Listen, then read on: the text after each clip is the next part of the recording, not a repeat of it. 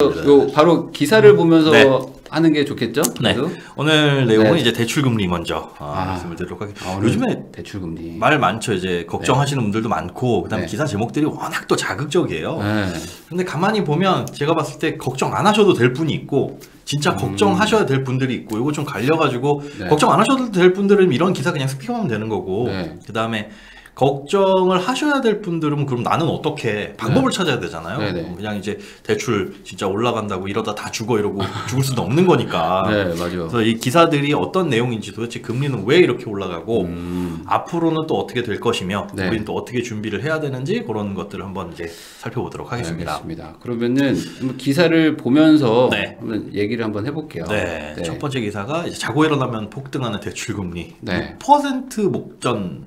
국민청원까지 올라왔다고 해요. 이제 국민청원 올라온 내용이 대출금리 너무 올라가는데 은행들이 폭리를 취하고 있다. 그리고 예금금리는 안 올라가고 있다. 이거에 대해서 은행들이 폭리를 취하는 걸 좀 막아달라라는 내용들의 뭐 청원이 올라갔다고 하고요. 지금 현재 예대금리, 그러니까 예금금리와 대출금리의 차이가 뭐 2%포인트 좀 넘게 나고 있다라는 거죠. 그리고 대출금리는 계속적으로 오르는데 예금금리는 오를 생각을 안 하고 제자리에 머물러 있고요. 뭐 이런 기사들입니다. 그래서 도대체 이런 현상이 왜 나타나고 있고 실제로 그렇게 벌어지고 있는지 그런 것들을 오늘 좀 짚어드리려고 해요. 그러니까 우리가 은행이 돈을 버는 방법을 보통 이제 예대 마진이라고 하잖아요. 예금과 대출 그 사이에 그 갭으로 먹는 차이를 그렇죠. 차이를 투자자. 갭 투기꾼이에요. 은행은. 은행이 그런데 참 얄미운 건 그걸 또 남의 돈 갖다가 한단 말이죠. 그렇죠. 우리 돈 예금 받아다가 그 남의 돈이죠. 자기네 돈도 조금 있지만 우리 돈 받아다가 거기에 플러스 마진 얹어가지고 이제 대출을 해주는 건데 우리 돈 예금에 대한 이자는 별로 안 올리고 즉 원가는 그렇게 크게 올리지는 않고 원가 부담 없는 상태에서 대출 금리만 올리다 보니까 이 폭을 고스란히 다 먹는다. 이게 조금 배가 아픈데 근데 기본적으로 원래 그 기준금리 같은 게 올라가면 우리가 예금 맡겼을 때 그것도 올라가야 되잖아요. 그런데 이거를 이제 우리가 자세히 알 필요가 있어요. 이게 기사를 쓰시는 기자분들도 모르는 경우들이 많이 있어요. 그래서 야 도대체 이거 왜 금리가 이렇지? 자 일단 대출금리의 구조부터 좀 이해를 할 필요가 있습니다. 제가 PPT 화면 하나 있는데 PPT 보여드릴게요. 요거.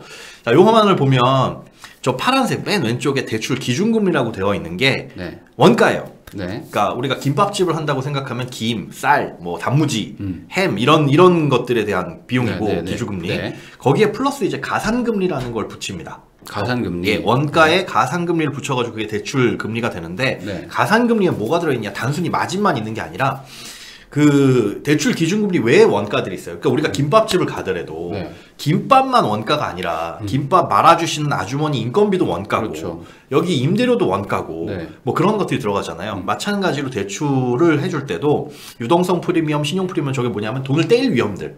떼일 위험을 생각을 해가지고 요 정도는 손해볼 거야. 그런데 100이란 돈을 갖고 와서 100을 다 떼이진 않고 한 100이란 돈 갖고 와서 한 0.1 정도 떼일 수가 있잖아요.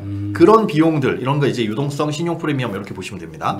그 다음에 자본 비용들은 이거 어디서 이제 갖고 오는 뭐 비용들이라고 보시면 되고 다른 이제 은행이 쌓아놓은 돈들. 그 다음에 업무 원가라는 게 저렇게 이제 인건비.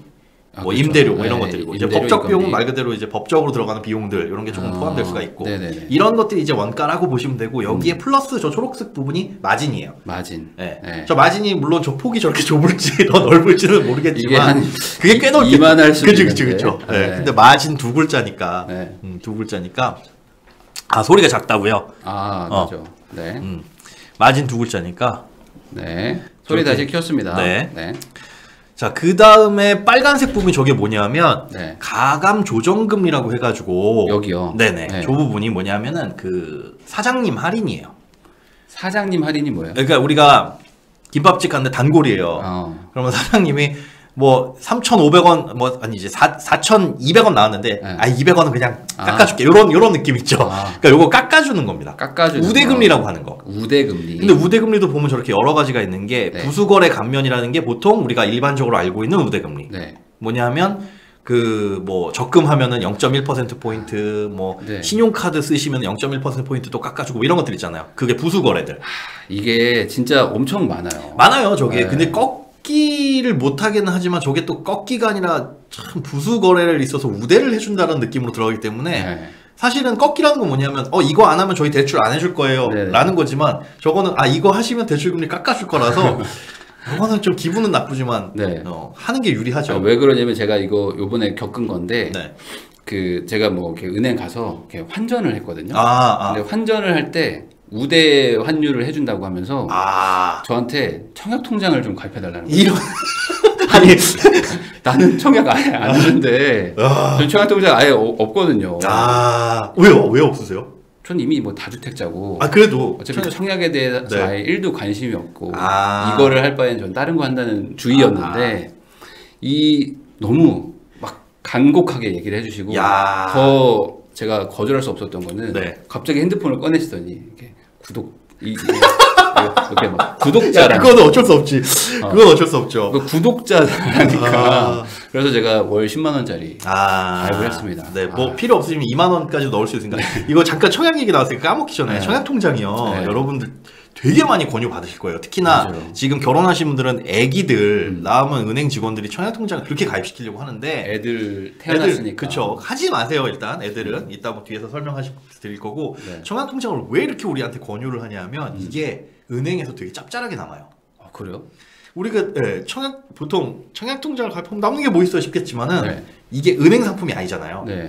대신 정부의 어떤 제도를 대신 은행 창구를 통해서 해주는 것보다 보니까 얘를 하나 만들면 은행에 수수료가 지급이 됩니다. 나라 돈이 지급이 되는데 한 번 만들 때 일시금으로 16,000원인가 일단 지급이 되고 뭐 금액에 상관없이 그 다음에 매달 청약통장 그 지점 은행에 500원씩 들어가요. 매월. 이게 그 핸드폰하고 똑같아요. 맞아요. 그래서 그거 청약통장은 우리가 한번 만들면 집 살 때까지 안 깨잖아요. 거의 한 20년 막. 장기 상품이다 보니까 이거 하나 유치시키면 은행은 그냥 고정적인 수입이 딱 깔리는 거예요. 그래가지고 이거를 많이 가입시켜야 되겠다 하려면 은행 직원한테 인센티브를 주는 거죠. 이번 달에 청약통장 300개 가입시켜라. 그러면 너 계장 승진할 때 플러스 점수. 이러면 뭐 눈이 뒤집힐 부익남 뭐 집이 다주택자 상관없어요. 구독. 아니 저는 저 청약 점수가 제가 18점인가? 아마 12점인가 아마 그럴 거예요. 거의 없어요. 총수 무주택 아니죠. 애 하나. 그렇죠. 뭐 통장도 없고. 통장 이제 만들면은 뭐 뭐 1점짜리 뭐 이렇게 하니까 별로 점수 안 되죠. 거의 안 될 거예요, 제가. 거기서 멈춰 있을 거예요. 더 낳지 않는 이상은. 아무튼 저게 부수거래 감면이 그런 겁니다. 그런 거 만들어주면 이제 이자 조금씩 깎아주겠다라고 하는 거고. 그다음에 본부 조정은 뭐냐면 은행 전체에서. 그러니까 어느 은행을 가더라도 동일하게 혜택받는 본부에서 조정하는 금리. 본부에서 조정하는 그렇죠. 금리. 플러스 해줘라, 마이너스 해줘라, 깎아주지 말아라. 이거 다 조정하는 금리가 있고, 그 다음에 점장 전결 조정. 저게 이제 지점장. 지점장. 해당 지점의 지점장이 한 0.3% 깎아줘. 그러면 해주는 거. 그래요? 저거는 친하면은 해줘요. 맞아요. 그러니까 진짜 그리고 그 지점장의 그 어떤 성향마다 달라지는 거죠. 그래서 저렇게 구성이 되어 있는데. 자, 이렇게 금리가 구성되는데 지금 금리가 왜 올라가냐? 대출금리, 기준금리가 올라가는 영향도 있어요. 이쪽이 올라가니까. 그게 올라가는 영향도 있는데 지금 금리가 올라가는 가장 큰 이유는 뭐냐면 저 빨간색 저게 아예 사라졌습니다. 여기 어떻게 좀 깎아주는 여기 그렇죠. 할인이 아예 없어진 거예요. 우대금리가 아예 없어졌어요. 아예 없어지고 마진은 또 살짝 늘어나고요. 그러니까 은행이 왜 이런 짓을 하냐? 정부에서 대출해주지 말라고 딱 총량을 규제를 해놨잖아요. 그렇죠. 5에서 6%대에 넘어가지 말아라 라고 했는데 그럼 은행 입장에서는 지금 대출이 나간 게 한 1,000억이야. 지금 앞으로 11월, 12월 2달 남았는데 더 빌려줄 돈은 한 200억 정도 여유가 있어. 그런데 이걸 갑자기 사람들이 몰려가지고 빠르게 소진될 것 같네? 그러면 11월 장사하고 끝낼 수는 없잖아요. 그렇다고 빌려간 사람들한테 갚으라 그럴 수도 없고. 그러다 보니까 저걸 자연스럽게 높이는 겁니다. 그러면 진짜 급한 사람은 쓰겠죠. 쓰지만 소진되는 속도는 좀 줄어들 거고.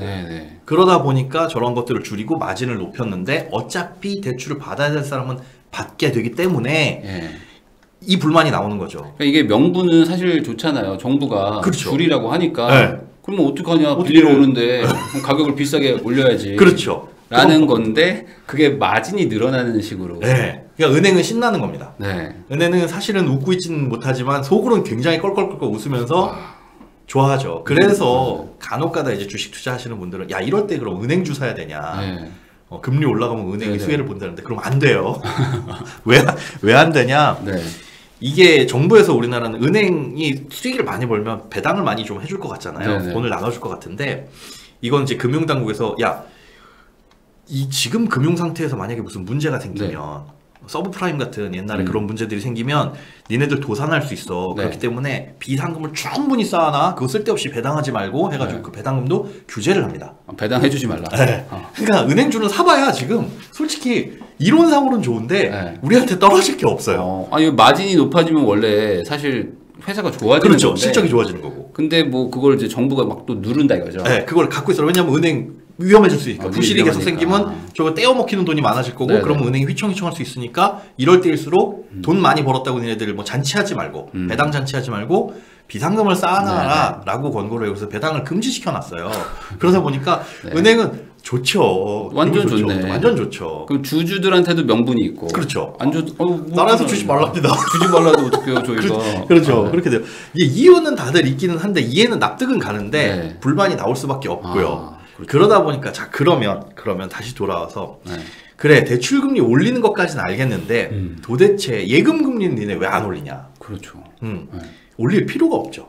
올릴 필요가 없다. 왜요? 돈이 충분해요. 지금 은행은 빌려줄 돈이. 그러니까 은행은 자기 자본이 한 뭐 8% 정도만 되면 되고 남의 돈 가지고 대출을 해주면 되는 거잖아요. 근데 그 남의 돈 대비 비율이 한 100%여야 돼요. 원래는. 그러니까 남의 돈이라는 게 우리 돈이죠. 예금을 100을 받았으면 대출도 그 100 안에서 해야 되는데 요 규제를 코로나 때문에 살짝 풀어줬습니다. 그러다 보니까 받아놓은 예금도 충분하고 대출 나가는 것도 규제가 있고 딱히 고객들한테 3%짜리 이자 드릴게요 하면서 예금을 팔 필요가 없는 거예요. 그러니까 있죠. 예전에는 뭐 어떻게 좀 예금 좀 많이 좀 해주세요 하면서 뭐 금리 좀 더 드릴게요 했는데 그럴 필요가 없구나. 그 돈이 들어와야 그걸 바탕으로 장사를 하는데 이거 돈 이미 싸게 다 예금 착착착 쌓아놨고 그 다음에 어차피 대출을 하는 건 한계가 있고 왜냐면 규제가 딱 되어 있으니까 그러다 보니까 굳이 비싼 이자를 줘가면서 할 필요가 없는데 간혹 가다가 지금 올리는 것이 있습니다. 지금 그거 딱 보여주시면 되는데 자 연말 짠테크 쪽을 겨냥해서 주춤했던 저축은행의 금리가 인상되고 있다. 저축은행에서 예금 금리를 올린다. 그렇죠. 대출 금리가 아니라 저축은행들은 지금 한 2%짜리, 3%짜리 높은 금리의 상품들을 주고 있다. 요게 그러면 왜 지금 저축은행은 이러고 있냐? 8%도 있어요. 저건 근데 있기는 한데 따져보면 10%짜리 적금, 10만 원짜리 적금이래요. 10만 원짜리. 그래서 별로 실익은 안 되고 6개월짜리 10만 원 뭐 이러면 해봐야 얼마 안 되잖아요. 커피값도 안 나오는 그런 것들이긴 한데 저축은행에서 이제 슬슬 저렇게 고금리 적금들이 나옵니다. 고금리 예금, 고금리 적금. 왜 그러냐? 아까 말씀드린 대로 예금이나 적금을 받아야 그 돈을 바탕으로 대출을 해준단 말이에요. 그런데 규제는 어차피 연 단위로 끊어집니다. 그러니까 올해가 딱 끝나면 내년 1월 1일부터는 다시 자 대출합시다. 다시 해주라고 했죠. 이렇게 될 텐데 그때 가서 예금이 부족하면 쌓아놓은 돈이 부족하면 대출을 하기에 좀 팍팍한 거예요. 그리고 뭐 저축은행이나 은행 입장에서도 좀 비싼 금리로 대출을 해주고 싶겠지만 연초가 딱 되면 분위기상 이제 탁탁탁 풀려가지고 너도 나도 대출을 해주려고 은행들이 할 텐데 그때 가가지고 수신 잔고가 없으면 그러니까 받아놓은 잔고가 없으면 좀 힘들다라는 거죠. 그래서 미리 잔고를 채워놓는. 그리고 얘네들이 판단하기에 1년 전에 받아놓은 예금이 이제 슬슬 만기가 도래하는 것들도 있잖아요. 그것들을 지금 충당해 놓지 못하면 대출을 해줄 만한 재고가 없기 때문에 쉽게 얘기해서 그러니까 이런 거는 약간 이 저축은행 이쪽은 아무래도 이제 뭐 메이저라기보다 약간 마이너리그일 수도 있으니까 여기 위에 애들은 지금 막 뭐 돈 벌어서 행복하지만 우리는 지금 나도 뭐 챙겨놔야 되잖아요. 그렇죠. 내년 실탄을 챙겨야 되니까. 맞습니다. 그러니까 우리는 좀 올려야 되겠다 라고 하면서 거기서 나오는 수요를 막 잡아가는 거군요. 그렇죠. 그리고 지금 저축은행은 아직까지 은행에 비해서 대출 한도가 조금 남아 있어요. 대형 저축은행 같은 경우는 그래가지고 이렇게 정기예금이나 정기적금의 금리가 조금씩 올라가고 있다. 그래서 이런 거 금리 뭐 적금 저축 하시는 분들 많이 있잖아요. 그런 거 하시는 분들은 연말까지 조금 기다려보면 이런 것들 이제 슬슬 나올 거예요. 슬슬 나올 거고 대출도 정말 급하신 분들 아니면 내년으로 넘기는 좋습니다. 내년으로 어차피 연말에는 이거 마진 잔뜩 붙은 대출만 쓸 수밖에 없어요. 그러니까 지금 너무 급등했잖아요, 금리가. 그렇죠. 워낙에 지금 문이 막 좁아지니까. 맞아요. 급등을 하기는 했는데 사실상 그러다 보니까 이상한 현상도 발생을 하고 있습니다. 세 번째 걸 보여주시면 자, 은행보다 이게 상호금융이라고 하는 게 새마을금고, 뭐 신협, 아니면 단위농협. 그러니까 단위농협이라고 한다면 NH농협은행 말고 그 농협은행 농협 앞에 맞아요. 지역 이름 붙은 거 있죠. 무슨 어디 뭐 영등포농협, 무슨 화훼농협 뭐 이런 것도 있어요. 앞에 이름 붙은 거 그런 것들은 사실은 개인 사업자예요. 그렇게 보시면 돼요.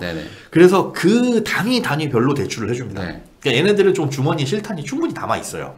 이금융권인데다가 실탄이 남아 있고 그 단위별로 대출을 취급해 주다 보니 여기 금리는 아직까지 오르지가 않은 거예요. 3%대의 금리가 아직까지 남아 있고. 은행 같은 경우에는 아까 말씀드린 그런 이유들 때문에 이미 오를 만큼 올라버렸고 그러다 보니까 신용대출은 저렇지가 않은데 주택담보대출 금리만큼은 지금 이금융권이 더 싼 곳이 많다. 근데 이게 비상식적인 일인 거잖아요, 사실은. 이런 건 본 적이 없어요. 원래는 이 1금융권에서 보통 훨씬 싸고 그렇죠. 2금융이 더 비싼데 지금 은행 그 1금융권에서는 뭐 규제가 좀 타이트하니까 계속 올리고 있는 거고. 그럼 반대로 이금융권 왜 안 올리죠? 그걸 조금 더 올리지. 여유가 있는 거죠. 아직까지는. 여유가 있고 뭐 이제 이금융권을 아마 수요 몰려가겠죠. 연말 한 12월쯤 되면 진짜 주택담보대출이 급하신 분들은 이금융권으로 몰려갈 수 있고 그래서 저기도 이제 재고가 바닥에 나다 보면 이거 우리도 슬슬 올려도 되겠다 라고 하는 현상이 나타날 수도 있는 거고요. 아직까지는 이 돈이라는 재고가 좀 있기 때문에 무조건 올릴 수는 없지만 우리도 이제 조금 이제 소진되기 시작하면 여기도 막 올리겠네요. 지금 이렇게 남아있는 상태에서 은행보다 더 높게 잡는다라고 한다면 상호금융 안 가죠. 안 갈 텐데 지금은 이제 갈 만한 요인이 생겼고 우리가 이금융권을 쓰게 되면 그러면 이제 불안한 게 그거잖아요. 신용등급 떨어지는 거 아니에요? 걱정하시는데 주택담보대출은 걱정 안 하셔도 됩니다. 이건 어차피 내 신용 때문에 가는 게 아니라 담보 하나 맡겨놓고 대출 받는 거라서 거의 영향 안 미쳐요. 안 미친다고 보시면 되고 그리고 신용등급이라는 게 신용점수가 사실은 대출 받을 때 대출을 조금 유리하게 받기 위해서 관리하는 거잖아요. 근데 정작 대출을 받을 때 나 신용점수 떨어질까봐 이거 못 받겠는데 하면 이게 모순이에요. 그것도 그렇죠. 이럴 때 써먹으려고 하는 건데 내가 높여놨다가 대출 받으면 살짝 떨어졌다. 다시 또 높이고. 맞아요. 당연히 그런 겁니다. 당연히 그런 거니까 이런 것들은 뭐 대출 받을 때 그렇게 크게 걱정 안 하셔도 되고 자 그러면 이제 대출 금리가 많이 올라갔는데 그럼 누가 힘드냐 요거 금리 차이 아마 채권 금리 보시면은 자 이런 거 기사 나오면 되게 어렵게 생각하고 좀 복잡하게 느껴지셔가지고 이 기사가 생소하고 안 읽혀지실 수도 있어요. 보면 재미없어 뭐 채권금리 급등에 장단기 금리차. 근데 이걸 알아야 대출금리가 어떻게 흘러가고 있구나 라는 것들을 알 수가 있습니다. 자 은행채 5년물과 3개월물의 추이라는 거를 지금 보여주고 있는데 은행채 5년물이란 건 뭐냐면 은행에서 발행하는 채권. 은행에 돈이 필요하면 우리한테 예금과 적금을 받아가기도 하지만 채권을 발행해서 돈을 빌리기도 합니다. 근데 그 채권이 만기가 3년짜리도 있고 5년짜리도 있고 뭐 이래요. 근데 은행채 5년물이라고 하는 건 말 그대로 5년 만기 채권. 지금 5년 뒤에 이제 뭐 상환을 해야 되는 그렇죠. 그런 채권들의 금리라고 보시면 되고 3개월물은 3개월짜리 단기 채권입니다. 완전 단기네요. 그런데 5년물의 금리가 약 2.4% 정도. 5년이 2.4. 3개월짜리 단기 채권은 원래 뭐 금리가 낮긴 하지만 1% 정도. 근데 저 폭이 계속 지금 벌어지고 있죠. 0.761에서 이게 지금 벌어지고 있어요. 계속 벌어지고 있어요. 계속 벌어지고 있는데 왜 이렇게 벌어지고 있느냐? 그리고 이렇게 벌어지게 되면 무슨 일이 벌어지느냐? 우리가 은행에서 대출을 받을 때 주택담보대출을 받을 때 고정금리 대출이 있고 변동금리 대출이 있잖아요. 고정금리 대출과 변동금리 대출의 기준금리가 달라요. 이게 원가가 다르다는 거죠. 김밥인 줄 알았는데 어떤 거는 김밥이고 어떤 거는 참치김밥인 거죠. 원가가 다른. 5년물짜리 금리가 뭐에 들어가는 기준금리냐면 고정금리 대출. 고정. 고정금리 대출의 기준금리입니다. 대출 기준금리. 하긴 그러겠죠. 이게 5년짜리 만기니까 그렇죠. 고정으로 한 5년간 갈 수 있겠다. 맞습니다. 우리가 은행에서 고정금리 대출을 받게 되면 주택담보대출을 고정금리 대출 받았어요. 그러면 그게 끝까지 고정이 아니라 5년짜리 고정이에요. 5년 뒤에 갱신하고 맞아요. 5년 뒤에는 변동으로 바뀝니다. 그러니까 은행 입장에서도 5년 딱 픽스해가지고 돈을 빌려주는데 나중에 해가지고 금리가 엄청나게 높아지면 이거 손해보는 장사잖아요. 그래서 그냥 5년짜리로 자기네들도 돈을 땡겨올 때 그런 채권을 발행해서 그걸 기준으로 여기다 마진을 얹어가지고 판매를 하는 거예요. 그 다음은 이제 변동으로 바뀌는 거고. 그리고 저 밑에 있는 은행채 3개월 혹은 코픽스, 뭐 CD금리 이런 게 변동금리. 코픽스가 대표적이죠. 네. 변동금리 대출의 기준금리예요. 자, 그러면 지금 우리가 주택담보대출을 받으러 간다. 대부분 사람들이 뭘로 받아요? 고정금리로 받습니다. 지금요? 네. 네. 호남금리로 받아요. 왜냐하면 어떤 상식이 잘못된 상식이 여기 녹여져 있냐면 네. 금리가 오르는 국면에서는 고정금리가 유리하고 네. 떨어질 때는 변동금리가 유리하다. 네. 왜? 오를 때는 지금 딱 고정을 시켜놔야 쭉 올라가도 내 금리는 고정이야. 네. 이게 상식처럼 박혀있잖아요. 네네네. 근데 여기에 모순이 뭐냐면 나중에 3년 후에 4년 후에 5년 후에 그 금리가 올라갈지 떨어질지 알 수 있어요? 모르죠. 모릅니다. 네. 모르는데 그냥 이론적으로 그런 거예요. 그러다 보니까 나중에 금리가 올라갈 땐 고정금리가 유리하다는데 해가지고 저 고정금리를 팍 박아버리면 네.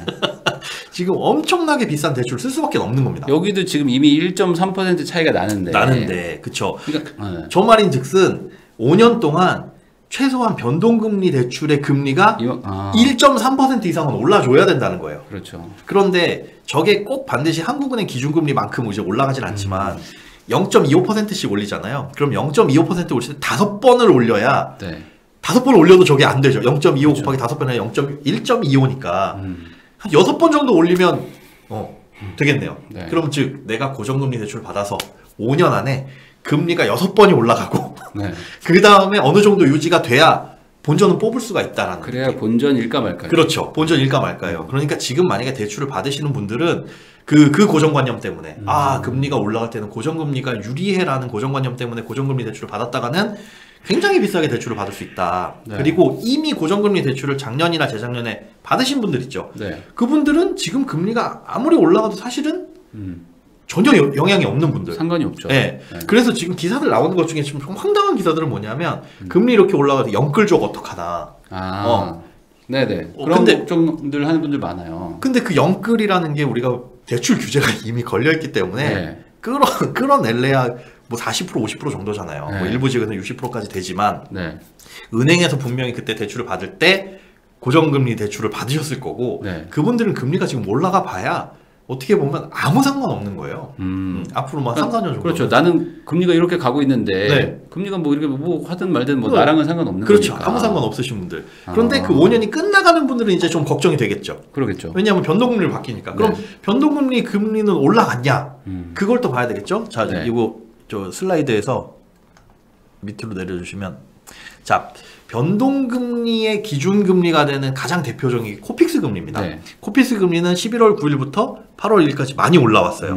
최고 0.95. 네, 이렇게 최저는 내려가다가 네, 올라왔네요. 쭉 올라왔죠. 네. 많이 올라온 것처럼 보이는데 그 밑으로 내려주시면 네. 자 이게 3년 동안의 코픽스 금리입니다. 3년간 코픽스 금리. 이 코픽스라는 거 먼저 한번 설명해 주세요. 자, 코픽스가 뭐냐면 이거는 은행에서 네.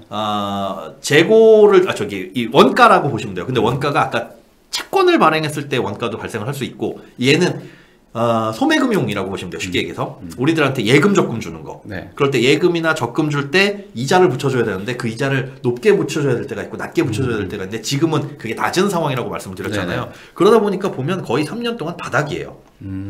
거의 바닥입니다. 이게 약간 은행에서 쓰는 기준금리라고 뭐 얘기해도 뭐 그렇죠. 은행에서 쓰는 변동금리 대출 상품의 기준금리. 네, 그러니까 은행들의 나름대로의 어떤 기준이 되는 금리. 그렇죠. 짧게 돈 빌려올 때 어디선가 짧게 돈 빌려오는 거 우리한테 짧게 빌려가는 예금 적금이 기준이 되는 그런 상품, 그런 비용이라고 보시면 되는데 3년 동안을 보면 거의 바닥입니다.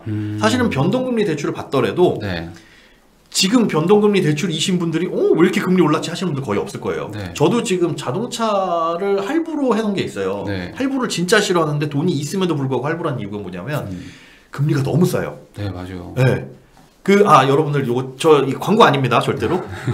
자동차 사실 때 그 딜러분들이 이렇게 추천해 주시는 상품들이 있어요. 네. 특히나 중고차 사실 때 그렇죠. 그거 하지 마시고 우리은행 보시면 중고차 대출이나 신차 대출이 있거든요. 네. 우리은행이 제일 쌉니다.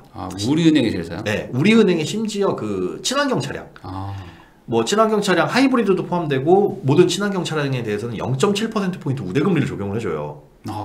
여전히 우대금리를 해줘요? 네, 그거는 그렇게 해줘요. 그러니까 금리가 확 낮아집니다. 혹시나 친환경 차량 사실 분들, 할부로 사실 분들 있으면 우리은행의 그 대출 보시면은 그 금리가 엄청 낮거든요. 근데 얘가 코픽스 금리 연동이에요.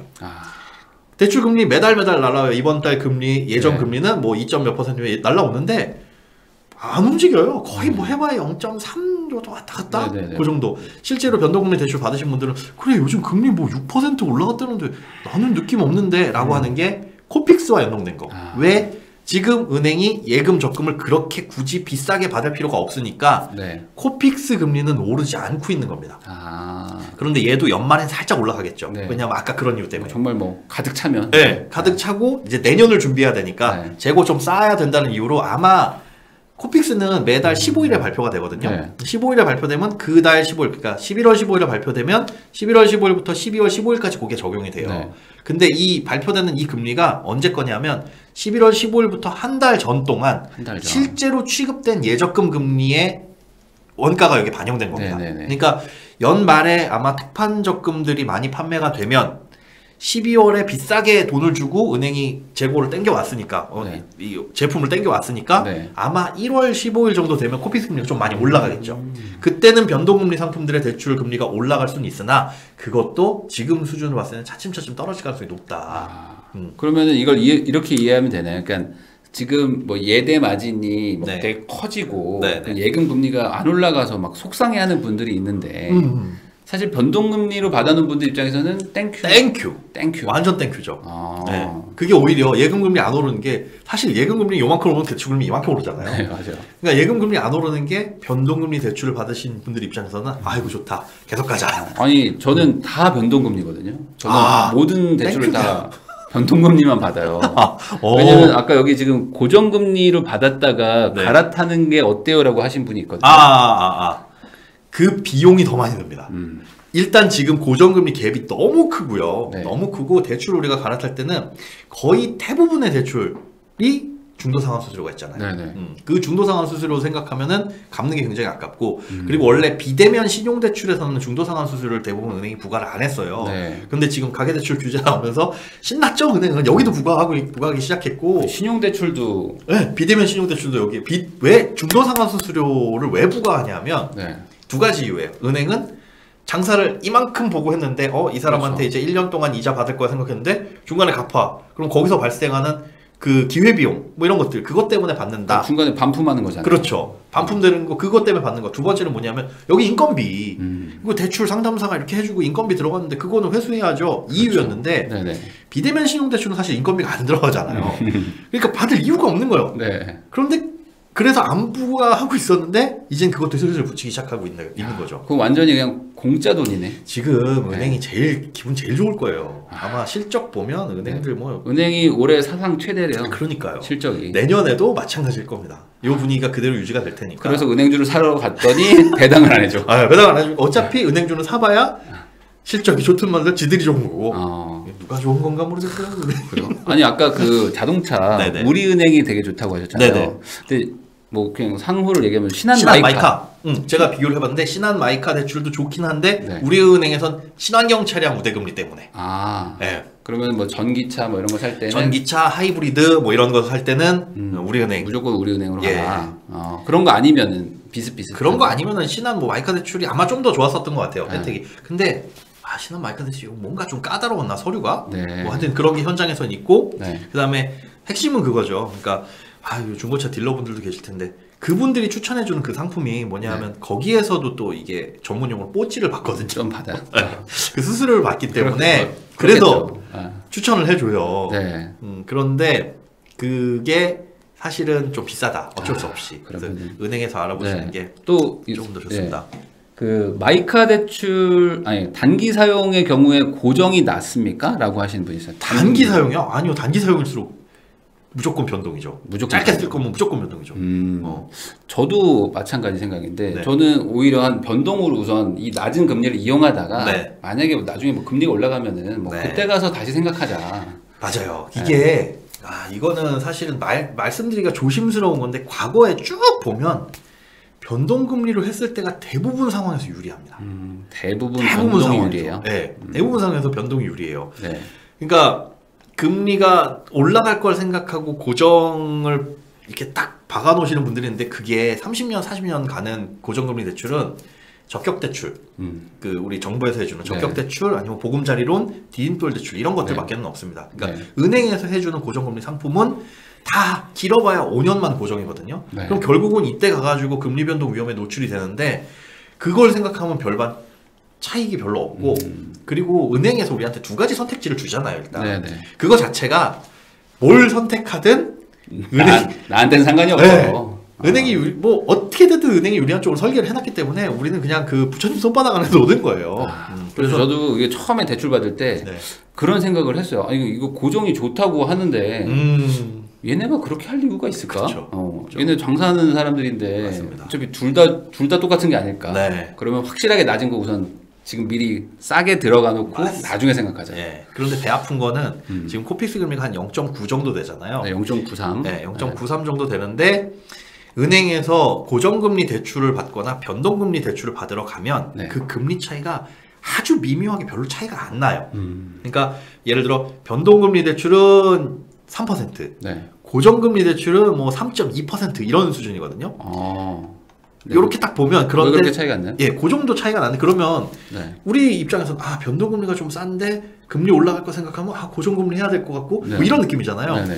근데 어쨌든 나는 변동에 베팅을 할 거야. 그 금리 뭐 여기서 고정금리가 더 올라갈 것 같고 이래가지고 변동을 고르는데 여기 있어가지고 제일 찝찝한 건 뭐냐면 자 변동이 3인데 네. 쟤네들의 원가는 0.9 정도밖에 안 돼요. 그렇죠. 여기 0.9가 원가지. 네. 네. 먹는 건 한 2를 먹습니다. 마진이 엄청 커요. 엄청 큰 거죠. 고정금리는 그런데 아까 채권금리 보면 한 2%대 왔다 갔다 하거든요. 맞아. 아까 뭐 2.4 했었던 거. 쟤는 마진은 1 정도밖에 안 돼요.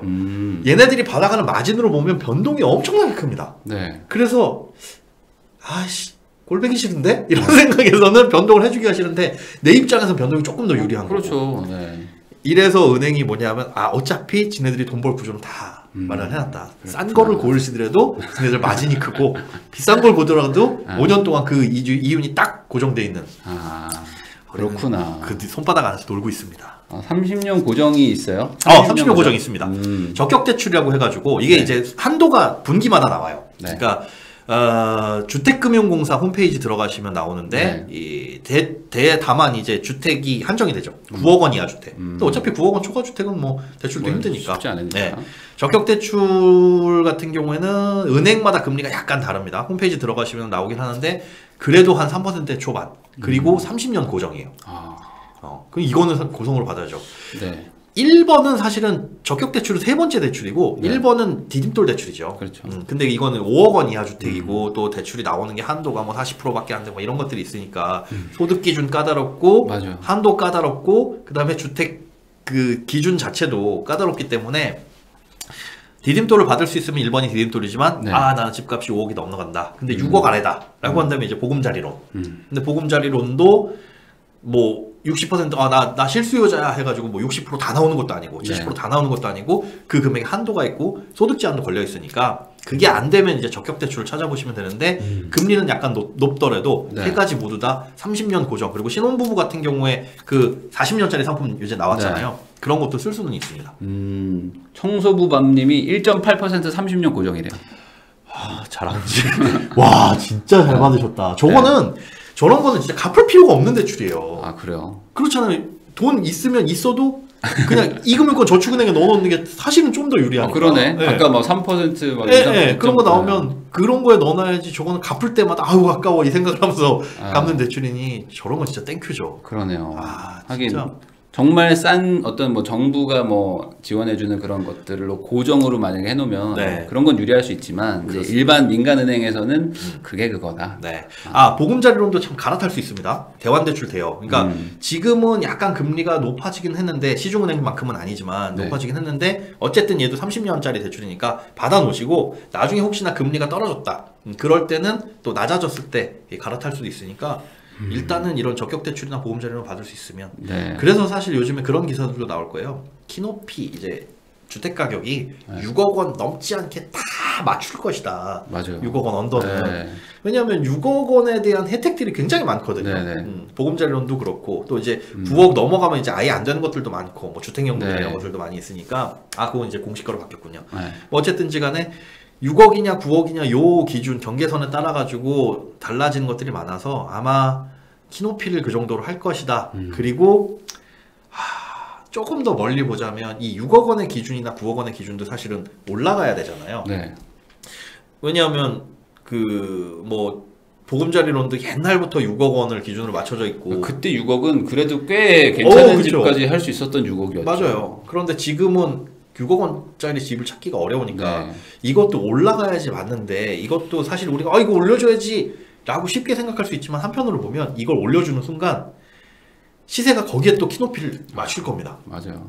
그래서 아마 고민이 되게 많을 거예요. 많을 건데 네. 언젠간 올라가겠지만 뭐 당분간은 아닐 것 같다. 네. 또 다른 거 보면은 뭐 2.78%면 잘 받은 거 아닌가요? 뭐 잘 받았죠. 그 정도면 잘 받죠. 지금 네. 뭐 5%, 6% 얘기하고 있는데. 네. 저게 고정이라는 거 아니에요. 네. 뭐 어쨌든 저도 보금자리론 30년 고정입니다. 그런 거는 뭐 괜찮겠죠. 왜 와서 보고 있는 거예요? 논리로 온 거예요. 그러니까. 여러분들은 내가 이제 잘 받아놨기 때문에 네. 혹시나 그 대출 걱정하고 있는 분들한테 난 잘 받았어요 라고 하고 싶어서. 얼마나 좋아요. 저런 분들은 사실 금리 올라라 오르면 오를수록 사실 금리가 오른다는 건 돈의 가격이 그만큼 오른다는 거고 사실 내 어떤 가치가 보존되는 거잖아요. 네. 농담이에요. 그냥 원래 보고 싶어서 오신 거죠. 네. 뭐. 부럽습니다. 네. 부러워서 그래요. 잘했다. 잘했다라고 말하면 되겠네요. 자, 그러면 일단 마지막으로 네. 이분들이 이제 대출을 받으셔야 될 분들은 그러면 나는 어떻게 하냐. 저런 분들이야 이제 부럽긴 한데 네. 내가 앞으로 대출을 받을 때 그럼 어디 가서 어떻게 받으면 되느냐 이런 팁도 좀 드려야 될 거 아니에요. 네. 원래는 대출 금리를 비교해주는 사이트들이 있었어요. 네. 주택담보대출 같은 경우에 담보대출 금리 비교 막 이러면 쭉쭉쭉 나온 사이트들이 있었는데 지금 그게 다 중단됐습니다. 왜요? 금소법 때문에. 금융소비자보호법이라고 해가지고 금융소비자를 안전하게 지켜야 돼 라고 하다 보니까 여기에 각종 안전장치들, 규제들, 설명의 의무 뭐 이런 것들이 막 들어가요. 네. 그런데 핀테크 업체라는 게 막 새로 생겼잖아요. 새로 생기다 보니까 관련된 규제들이 이걸 못 쫓아가서 규제만 빡 생겼는데 이거 해서는 안 돼라고 명시하는데 그럼 저희는 어떻게 해요? 이런 거 해주는 건데 잠깐만 니네 심사 좀 해봐야 될 것 같은데 이런 기간이에요 지금. 그러니까 뭘 만들어 놓고 따라와 했는데 어떻게 따라가요? 했더니 이거 기다려봐. 잠깐만 기다려봐. 심사해줄게 해가지고 금감원에서 심사 중인데 그 심사 기일이 지금 한 달, 2달 막 늦춰지고 있어요. 그래서 네. 지금 담보대출 금리 비교 해주는 업체들이 다 지금 셧다운된 상태인데 만약에 그게 열리게 되면 뭐 나중에 또 열렸을 때는 제가 언급을 해드리겠지만 그러면 거기서 비교하는 게 제일 쌉니다. 그 비교 사이트가 이제 나중에 열리면 거길 꼭 들어가 봐라. 네. 이거는 주거래은행 믿지 마세요. 어차피 네. 주거래은행 해봐야 담보대출은 신용도 하고 뭐 이런 것들은 크게 상관없거든요. 또 부수거래 요건도 다 어디 가나 비슷비슷한 거라서 네. 무조건 담보대출은 금리 쇼핑을 하셔야 됩니다. 대출 쇼핑에 나서셔야 되고 네. 다만 신용대출은 주거래은행이 1번이에요. 네. 이거는 뭐 어디 금리 비교해주는 사이트다 이런 거 들어가시면 대부분 그냥 저축은행의 어떤 홍보 아니면 대부업 이렇게 하시는 분들의 뭐 중개하시는 분들의 네. 이게 뭐 미끼들이 많으니까 그런 거 신용대출은 하여간 주거래로 비교 안 돼요. 네. 이거 신용대출 비교해준다라는 것 자체가 말이 안 돼요. 왜냐하면 이제 상식적으로 네. 주택담보대출은 최소한 몇천 단위 그다음 억 단위잖아요. 네. 거기서 받아가는 수수료가 얼마 안 됩니다. 1억 정도 해봐야 뭐 한 20만 원 수준 정도로 알고 있어요. 네네. 근데 3, 4억 나가면 그걸로도 이제 돈이 되죠. 그 중간에서 상담하시는 분들이 네네. 수익이 돼요. 그런데 신용대출은 해봐야 사이즈가 몇 천이나 나올까 말까요. 그렇죠. 1000만 원 단위 넘어가면 많은 건데 그걸로만 한 0.1% 잡아봐야 얼마 안 된다는 거죠. 그러니까 돈이 안 돼요, 저거는. 이게 그러니까 건당이 아니고 그냥 금액별로 수수료니까 그렇죠. 신용은 너무 작으니까. 네. 그러다 보니까 저걸 비교해 줘봐야 남는 게 없죠. A, B, C, D 은행 비교했는데 여기는 뭐 3.5% 여기는 3.4%네요. 여기 가서 하세요. 해봐야 500만 원. 500만 원 대출 받는데 수수료가 5천 원이다. 그럼 그거 해주고 남는 게 없으니까. 그러면 저거 비교해 준다는 사람들은 뭐예요? 그 은행에 속해 있거나 대출 상담사거나 아니면 이렇게 나는 A은행에 속해 있어서 요거 대출 상담사인데 B은행 대출 상담사는 친구야. 이렇게 해가지고 둘이서 야 요럴 때는 요렇게 했고 요럴 때는 이렇게 하자. 뭐 나눠 먹는 그거는 사실 하면은 안 되는 건데 네네네. 현장에서 그렇게 하시는 분들이 있어요. 그러니까 지금 금리 비교 사이트는 안 되는데 네. 나중에 다시 생기면 그렇죠. 그걸 보라. 거기에서 보시는 게 맞고 아까 말씀드린 대로 정책 대출을 받을 수 있으면 디딤돌 보금자리론 이것도 안 되면 적격 대출 그렇게 네. 알아보시는 게 순서다. 신용은 주거래에서. 네. 그리고 이금융권, 담보대출은 이금융권 얼마든지 이용하셔도 되니까 이금융권이라고 하면 아까 뭐 신협이라든가 네. 뭐 보험사 다 포함하고요. 그러니까 시중은행이 아닌 곳 그럼 다 이금융권이라고 보시면 됩니다. 그러니까 지금 이렇게 좀 알아보시면 분명히 지금 요 차이, 그러니까 뭔가 비이성적인 지금 상황이기 때문에 여기가 더 싸네라는 걸 분명히 발품 팔면 알 수 있다. 그렇습니다. 그리고 뭐 문자 날라오는 거 절대 그건 믿지 마시고요. 그 죄다 왜요? 아니 문자 날라오는 거 그 왜 대출 광고들 있잖아요. 대출 광고 많죠. 저도 뭐 하루에 엄청 와요. 엄청 와요. 전화도 오고 문자도 오는데 그런 거 괜히 클릭하지 마시고 발품 파시는 게 맞고 신용대출은 주거래은행으로 가시는 게 맞습니다. 알겠습니다. 네. 자, 또 궁금하신 것들 있으신가요? 여기서 뭐 잠깐 뭐 질문 있으면은 뭐 질문을 받아도 될 것 같거든요. 뭐 있을까요? 5년 후 금리 저건 아무도 모르죠. 문자는 다 보이스피싱이다. 그렇게 보시면 됩니다. 캐피탈도 괜찮나요? 라는 분이. 캐피탈 어떤 거요? 그냥 신용대출? 신용대출은 가급적이면 이금융권 이용하지 마세요.